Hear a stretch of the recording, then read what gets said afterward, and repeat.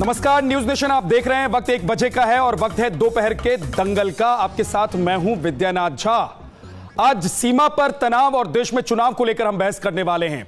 और सवाल यह है कि जब सीमा पर तनाव है और देश में चुनाव है, ऐसे में सीमा पर क्या होगा?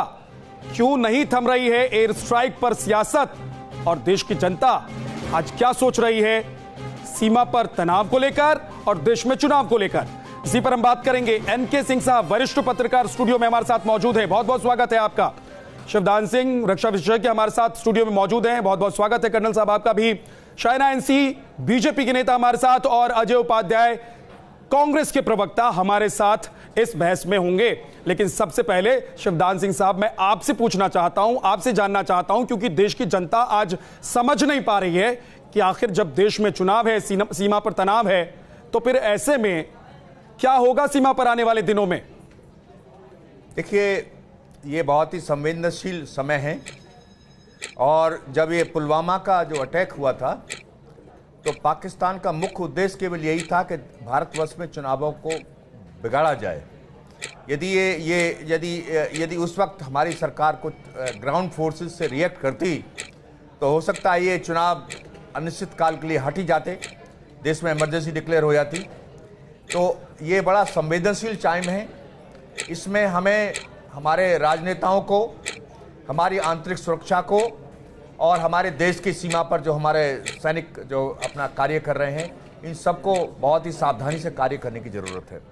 देखिए, बार बार देश में विपक्षी पार्टी या सत्ता पक्ष जो है, वो बार बार बयान देकर के एक दूसरे को भड़काते हैं और एक दूसरे के भड़काऊ बयान आते हैं, जिससे कि हमारे देश में एक तरह का माहौल, अजीब माहौल पैदा होता है, जिससे क्या होता है कि हमारा दुश्मन पड़ोसी इसको 1 मिनट का वक्त जो शुरुआत में हम देते हैं वो खत्म हो गया आपका। आपके पास वापस आएंगे। एनके सिंह साहब, एक सवाल जो कर्नल साहब उठा रहे हैं, वो कह रहे हैं कि बयानबाजी से कहीं नुकसान तो नहीं हो जाएगा, और दूसरी बात यह कि जनता कंफ्यूज हो जा रही है, क्योंकि कोई कह रहा है सबूत दीजिए, और कुछ एजेंसियां तो ये बता रही है ना कि वहां पर कितने मोबाइल थे, किस तरीके से स्ट्राइक हुआ, किस तरीके से हमने कार्रवाई की। नहीं, ये बहुत सीरियस बिजनेस है और मुझे नहीं लगता कि इस समय इस लेवल पे आके राजनीति को अपना रोल प्ले करना चाहिए, और दोनों तरफ से गलतियां हुई है। आपका मंत्री बताता है कि साहब 250 मारे गए, बैठ के वहां पे कोई गिन रहा था क्या? और दूसरा विपक्ष पूछता है कि नहीं नहीं, तुमने तो पेड़ गिराए, कौवे गिराए। मुझे लगता है कि भारत में अगर वाकई थोड़ी सी संजीदगी इस देश में आ जाए तो चीज़ें काफ़ी बदल जाए। आप गौर कीजिएगा, इंटेलिजेंस का फंक्शन क्या होता है। इंटेलिजेंस इनपुट से ये पता लगता है, और आपको ध्यान बता दें हम, चूंकि मैंने इंटेलिजेंस बहुत सालों कवर किया है, रॉ वगैरह, हकीकत ये है कि वहाँ पे उस दिन एक जलसा हो रहा था, और इंटेलिजेंस इनपुट ये है कि काफ़ी लोग वहाँ पे आतंकवादी आए थे, लिहाजा वो सही डेट था, सही टारगेट था, इसलिए उन्होंने ऑपरेशन किया। ऑपरेशन में संख्या नहीं गिनी जाती है, बम गिरता है, बम में हो सकता है कि 6 लोग चले गए हों, तो आप क्या कहेंगे? नहीं 250 नहीं से आप 244 थे।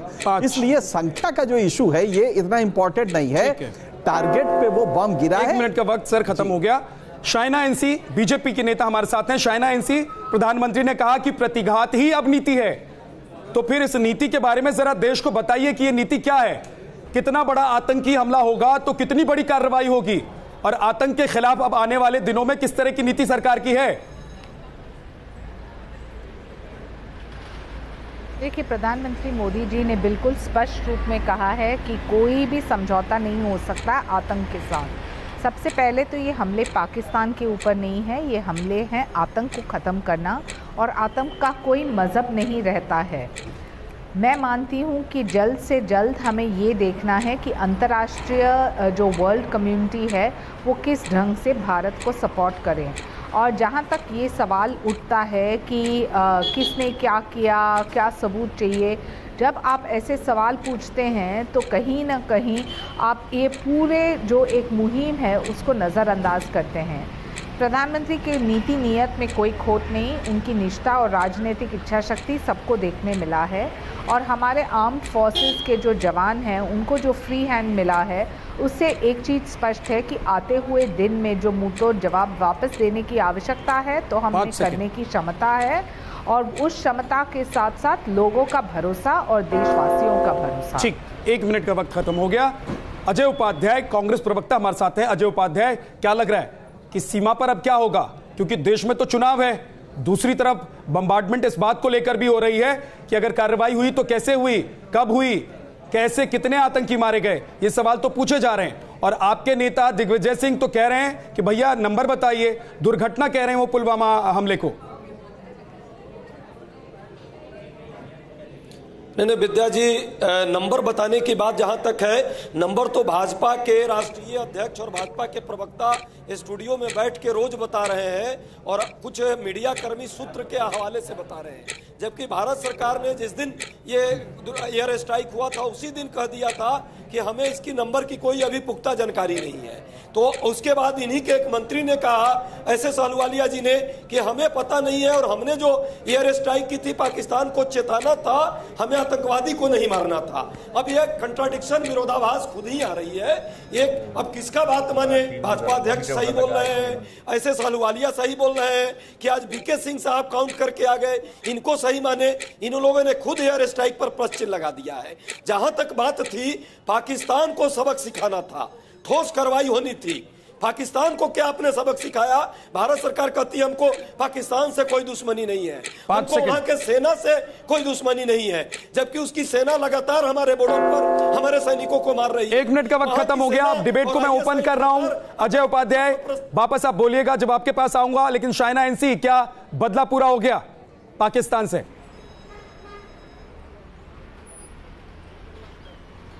देखिए, जैसे कि मैंने पहले कहा, ये बदला पाकिस्तान के प्रति नहीं है, ये आतंक को ख़त्म करना है। जो पाकिस्तान आतंकवादी संगठन को शरण दे रहे हैं, इंसुलेशन दे रहे हैं, जो आतंकवादियों को शाइना एनसी, पार्टी लाइन से अलग हटकर क्या पाकिस्तान के लिए आपके दिल में सॉफ्ट कॉर्नर है? और आतंक और पाकिस्तान क्या अलग अलग है? के प्रति यहाँ हवा क्यों फैलाया जा रहा है चुनाव में? देखिए, पाकिस्तान एक टेरर स्टेट है, लेकिन ये जंग है आतंकवादियों को खत्म करना। इसलिए मैंने कहा, क्योंकि वो शरण दे रहे हैं आतंकवादियों को, इसलिए ये मुंहतोड़ जवाब की आवश्यकता है। और भूलिएगा मत, जब आपके पास राजनीतिक इच्छा शक्ति है तो आप आपके जो फोर्सेस हैं उनको भी कॉन्फिडेंस में लेते हैं। और कॉन्फिडेंस में लेना यानी कि उनको एक फ्री हैंड कि किस ढंग से उनको ख़त्म करना है, उसके लिए सरकार खड़ी है साथ में। देश के लोगों को शाइना एनसी आज आप कैसे समझाएंगी? क्योंकि कुछ लोग तो सवाल पूछ रहे हैं और पूछते रहेंगे, क्योंकि आज़ादी है सवाल पूछने की, और वो कह रहे हैं कि ये तो अधिकार भी है हमारा कि हम सरकार से पूछे कि कोई एक्शन हुआ है, कोई कार्रवाई हुई है, तो उसके नतीजे क्या है, उसकी रिपोर्ट क्या है?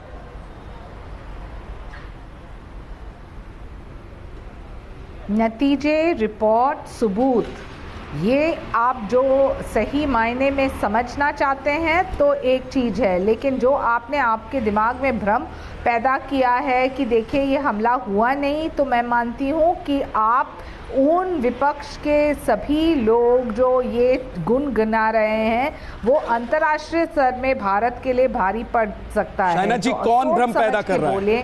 शाइना जी, कौन भ्रम पैदा कर रहा है? नाम लेने से डर लग रहा है क्या? जो आप शाइना एनसी को किसी का नाम लेने से डर लग रहा है क्या? फोर्सेस के प्रति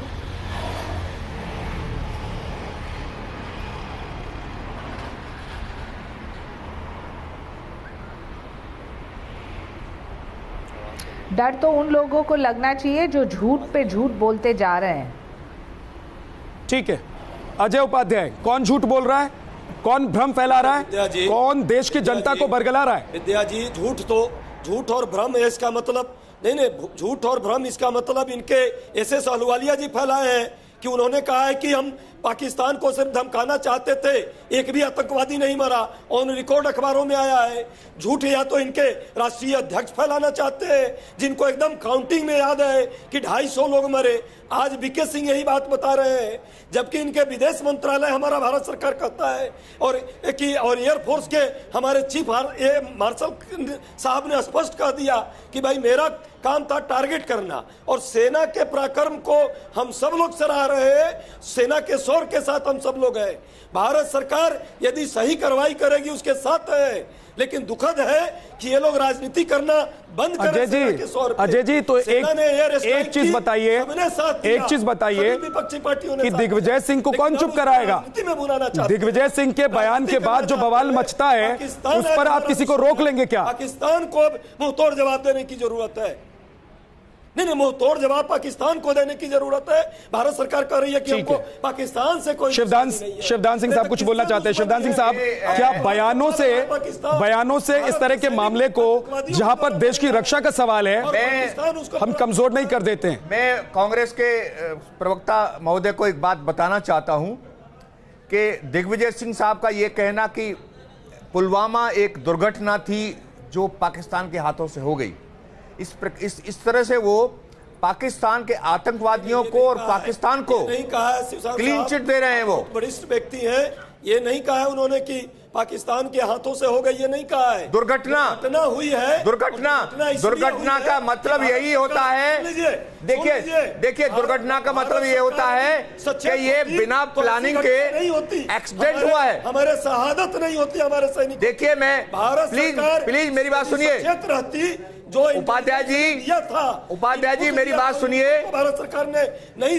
गंभीरता से ली। देखिए मेरी बात सुनिए, आप या तो आप बोल रहे हैं मैं बोलूं। आतंकवादी घटना कैसे हो गई? देखिए आप इनको बोलिए, सुने मेरी बात, सुन लीजिए। अजय जी बोलिए। अजय जी 1 मिनट मेरी बात सुनिए, फिर बाद में बोलिए। मेरा कहना आपको यह शब्द दुर्घटना का इस्तेमाल करना, शब्द दुर्घटना का इस्तेमाल करना, दुर्घटना का मतलब आप अच्छी तरह समझते होंगे। जो सड़क पे या कहीं भी दुर्घटना होती है बिना प्लानिंग के होती है और वो एक इंसिडेंटल होता है। तो इसका मतलब ये पुलवामा में जो हमारे जो सैनिकों को एक आईडी में भर के मारा है उस आदमी ने, उसके हाथ से दुर्घटना हो गई। उसने आईडी जो आरडीएक्स उसमें भरा हुआ था गाड़ी में, वो दुर्घटना बस भरा हुआ था। हमारे शहीद मारे गए। आगे सुनिए, आगे सुनिए मेरी बात।